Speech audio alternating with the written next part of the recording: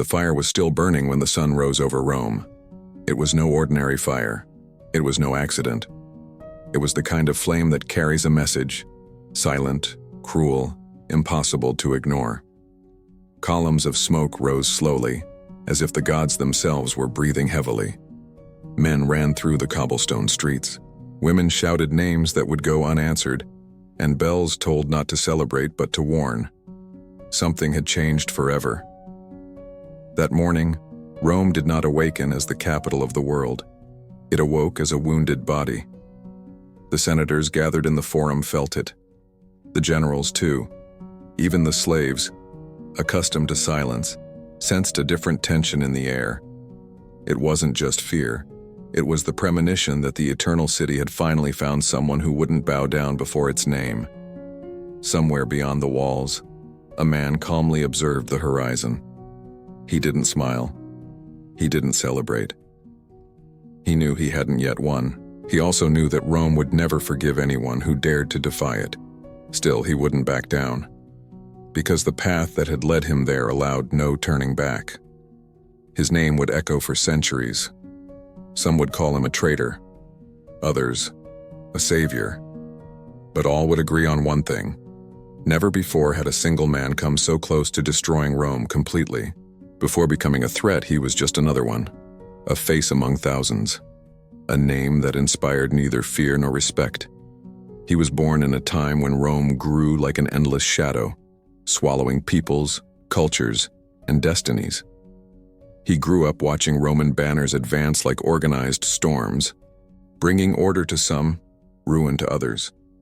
The world he was born into was harsh. Glory belonged to the few, survival to the many. From an early age, he learned that life offered no guarantees, only choices, and almost all of them demanded sacrifice.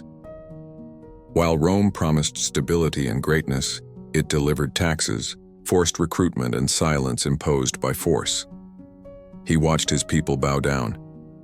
He saw leaders accept treaties that seemed more like slow death sentences. He saw young men taken to fight wars they didn't understand, in lands they would never see again. Each scene etched something into his spirit, not immediate hatred, something more dangerous, lucidity. Rome was not invincible. It only seemed so. Time passed, and the boy became a man, an attentive, patient, observant man. While others sought comfort in small personal victories, he observed the patterns. He saw how the Romans fought, how they thought, how they reacted to resistance. He perceived their strengths but also their weaknesses, their arrogance, the certainty that the world would always bow down to them. It was in that attentive silence that his transformation began. He entered the war not as an avowed rebel but as someone who understood the game. He learned to obey when necessary, to remain silent when speaking meant death. He earned respect among soldiers, not through speeches, but through his presence. He was always at the forefront, always where the danger was greatest. He didn't ask others to do what he himself wouldn't do. The battles shaped him. The blood hardened his skin but not his heart. Each Roman victory he witnessed increased his certainty that this machine of conquest needed to be stopped, not for revenge, but for balance. A world dominated by a single force was not a stable world. It was a world on the brink of collapse. While Rome celebrated triumphs, it collected memories. Not of glory, but of losses. Comrades killed by decisions made far from the battlefield. Peoples erased from maps. Stories interrupted so that the capital could continue to grow. And then came the moment when obedience was no longer possible. It wasn't an impulsive act. It wasn't an outburst of anger. It was a mature, weighty, conscious decision. He knew what it meant to stand up against Rome. He knew there would be no forgiveness, no negotiation, no turning back. He would either win or be erased from history like so many others. But something was different. For the first time, he wasn't alone. Others, too, were weary. Still others had realized that Rome was beginning to crumble from within, sustained more by fear than by loyalty. Men and women who had served faithfully now wondered if that empire still deserved their obedience. That's how the seed of revolt sprouted. Not as a public outcry, but as a whisper that spread slowly. Discreet meetings, promises made in hushed voices, looks that spoke louder than words. He became the center of this movement, not because he sought leadership, but because he represented something rare, someone who understood Rome deeply, and yet did not surrender to it. The first clashes were small, skirmishes, quick attacks, calculated retreats, nothing that seriously worried the Senate, nothing that seemed to threaten the structure of the empire. But each small victory increased the confidence of the rebels and the curiosity of the Romans. Who was that man? Rome began to hear his name more frequently. Reports arrived speaking of disciplined troops, unexpected strategies, and unusual leadership. He wasn't a disorganized barbarian. He wasn't a fanatic. He was someone who thought like a Roman and fought against Rome using his own rules. That was more frightening than any large army. Meanwhile, he felt the weight mounting. Every decision cost lives. Every advance brought brutal retaliation against the innocent. Rome knew how to punish. It knew how to set examples. And he knew that the further he advanced, the more the empire would show its cruelest face. There were nights when the silence of the camp was broken only by the sound of the wind. At those times, he wondered if he had gone too far, if the price others would pay was too high. But whenever the doubt arose, the memory of the flames, the screams, the extinguished cities returned. Rome needed to be confronted, not destroyed by hatred, but challenged by necessity. What he didn't yet know was that, in challenging Rome, he was also challenging his own destiny. Because there are men who change history, and there are men who become a warning of what happens when power encounters true resistance. And Rome, proud and blinded by its own greatness, was about to learn this lesson in the most painful way possible. The man who nearly destroyed Rome was only just beginning his journey. The worst, for Rome and for him, was yet to come. Rome's first mistake was underestimating silence. Accustomed to noisy enemies, to rebels who screamed their fury before dying, the capital failed to realize that the real danger came not from chaos, but from organization. While the Senate debated taxes and distant borders, the man who would almost destroy Rome was building something far more dangerous than an army. He was shaping an idea, a simple yet devastating idea: Rome could bleed. The reports reaching the Roman commanders were confusing. Small garrisons disappeared during the night. Supply convoys were attacked with surgical precision. Forts considered secure awoke surrounded, without understanding when they had lost control of the region. There were no unnecessary massacres. There was no gratuitous brutality, only efficiency. And that was unsettling. The Roman soldiers trained to face disorganized hordes began to notice something strange in the eyes of their enemies. It wasn't despair. It was conviction. Those men weren't just fighting for survival. They were fighting for something they believed to be greater than Rome. Their leader walked among the campfires every night. He didn't give long speeches. He didn't promise riches or eternal glory. He spoke of real losses, of forgotten names, of cities that no longer existed because Rome decided they didn't need to. He spoke looking them in the eye, reminding each man that this war wasn't about conquest but about limits. Gradually his fame grew. Neighboring peoples previously subjugated began to send messengers. Some asked for protection, others offered men, others simply observed, trying to decide which side of history they would be on when it was all over. Rome felt it. It always felt it. When the flow of tributes decreased, when the reports became more frequent, when the generals began requesting reinforcements for regions that were once considered pacified. The empire was still vast, still powerful, but something was wrong. The Senate reacted, as it always did, with arrogance. They declared the rebel a public enemy. They promised exemplary punishment. They appointed experienced generals, men who had crushed revolts before, men who believed this would be just another quick campaign. Rome didn't know how to fight something it couldn't buy, intimidate, or corrupt. The first major confrontation took place in a narrow valley surrounded by hills, a seemingly unfavorable location for the rebels. The Romans advanced confidently in impeccable formation. relying on the discipline that had dominated the world for centuries. It was there that they realized it too late. The attack came from all sides, not like a chaotic avalanche, but like a calculated blow. The Roman lines broke. The officers tried to regroup their men, but the terrain, chosen with precision, worked against them. Every advance was punished. Every retreat anticipated. When the battle ended, the ground was covered with Roman bodies. It wasn't an overwhelming victory in numbers, but it was a symbolic defeat. For the first time in a long time, a Roman legion had been humiliated in open battle. The news spread quickly. Rome didn't panic. Not yet. But fear began to seep into private conversations. The enemy's name ceased to be mentioned with contempt and began to be spoken of cautiously. Some senators began to understand that this man wasn't seeking to negotiate. He wanted to prove a point, and he was succeeding. Meanwhile, the weight of leadership was beginning to take its toll. Each victory brought more followers, but also more responsibility. He saw young men volunteering to fight, their eyes gleaming with hope and anger. He saw fathers bidding farewell to their sons. He saw mothers handing over amulets, not because they believed in the gods, but because they needed to believe in something. There were nights when he stayed awake, studying maps by the dim light of the fire. He knew Rome would react with full force. He knew that this moment of advantage was temporary. The question wasn't if the empire would attack, but when, and with how much brutality. And then Rome responded, not with one legion, with several. The horizon began to fill with red banners. The ground trembled under the weight of thousands of soldiers marching in perfect synchronicity.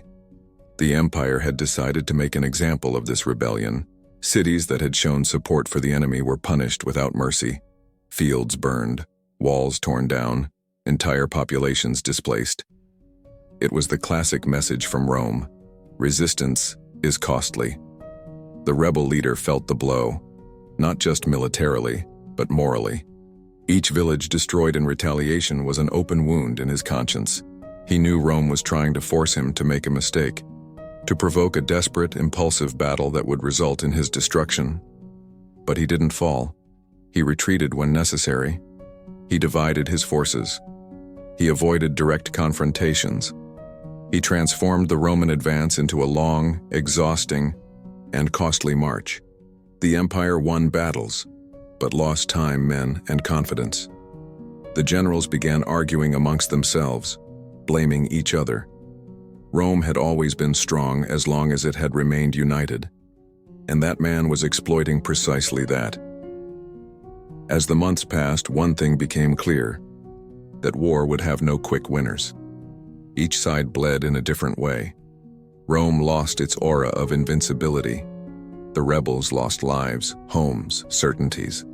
And at the center of it all was him, the man who could no longer turn back, even if he wanted to. Because Rome does not forget. It does not forgive. It does not accept challenges without a final answer. The war had ceased to be a rebellion. It had become a duel of destinies, and the next move would decide whether Rome would remain eternal, or whether it would finally learn that even empires can fall. The world seemed to hold its breath. Never before had so many legions been assembled to face a single man. Rome was not merely reacting, it was staking its honor, its reputation, and its very identity on that campaign. The generals knew, if they failed, the empire would lose not only soldiers, it would lose the myth of invincibility that sustained it. On the other side, the man who nearly destroyed Rome stared at the map before him as one confronts his own destiny. Each line drawn represented an irreversible choice. Each alternative route, one more life or one less. There was no more room for error. There was no more margin for strategic retreat. The war had reached the point where only one side would emerge unscathed, if it emerged at all. The Roman troops advanced like a living wall. Perfect discipline, armor gleaming in the sun, drums marking the rhythm of a machine built to conquer the world. It was impossible not to feel the weight of that force. Many of the men fighting against Rome at that moment had served under those same banners in the past. They knew that march. They knew what it meant: death.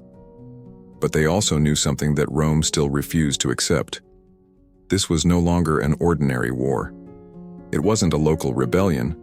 It wasn't a punitive campaign. It was an ideological confrontation. A clash between the idea that power should dominate everything and the idea that even power needs limits. The chosen battlefield was no accident. It was uneven terrain surrounded by hills, crisscrossed by narrow trails and difficult-to-access areas. For an army accustomed to open formations and total control of space, it was a silent trap. For those who knew every stone, every shadow, it was an opportunity. When the first clash occurred, the sound was deafening. The impact of shields, the cries of the wounded, metal against metal echoed like continuous thunder. The earth absorbed blood indiscriminately. There, titles didn't matter. Only surviving the next second mattered. The rebel leader wasn't in the background. He wasn't observing from afar. He was in the heart of the chaos. Every order he gave was clear, direct, without hesitation. His men fought not just for command, but for trust. They believed in him because he was there, bleeding with them. For hours, neither side gave in. The legions advanced, retreated, reorganized.